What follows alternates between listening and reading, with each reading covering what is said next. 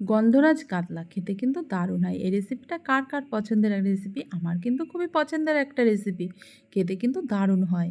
এখানে আমি ৪ পিস কাতলা মাছ নিয়েছি। তবে মাছটা কিন্তু খুব সুন্দর করে ধুয়ে নিয়েছি। আর তাতে দিয়ে দিলাম একটা গন্ধরাজ লেবুর জেস্ট গ্রেট করে দিয়ে দিলাম।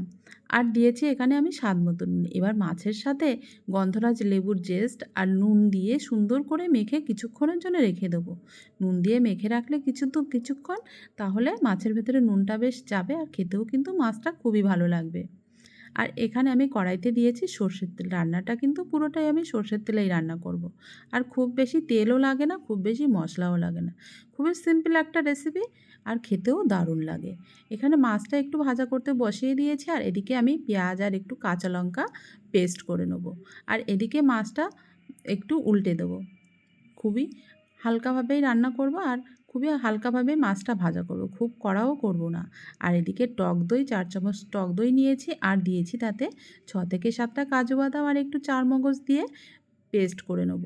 আর এদিকে কিন্তু মাছটা সুন্দর ভাজা হয়েছে, খুব বেশি কড়াও হয়নি, খুব বেশি নরমও নেই। ব্যাস মাছটা সুন্দর করে ভেজে নিলাম। এবার মাছটা তুলে নেব।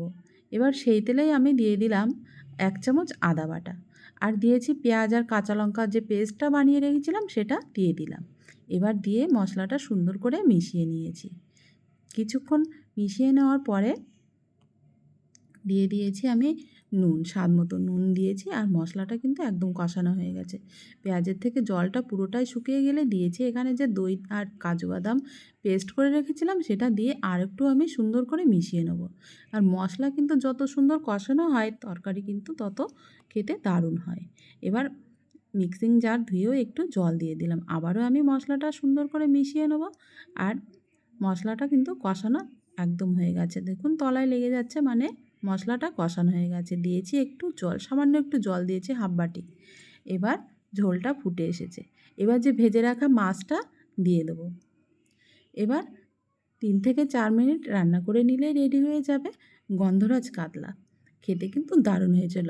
কিছুক্ষণ রান্না করে নিলাম আর মাছের গ্রেভিটা কত সুন্দর হয়েছে দেখুন। এবার দিয়েছি একটা গন্ধরাজ লেবুর রস আর দিয়ে দিলাম সামান্য একটু চিনি। তাতে কি হবে, টেস্টটা বেশ ব্যালেন্স করবে, টক ভাবটা আর থাকবে না।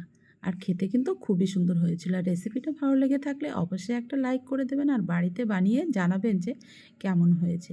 এবার দিয়ে দেবো আমি একটা লেবুর পাতা কুচিয়ে রেখেছিলাম সেটা দিয়ে দিলাম।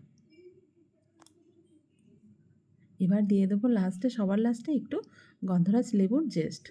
ব্যাস রেডি গন্ধরাজ কাতলা। আর ভিডিওটা ভালো লেগে থাকলে অবশ্যই একটা লাইক করে দেবে।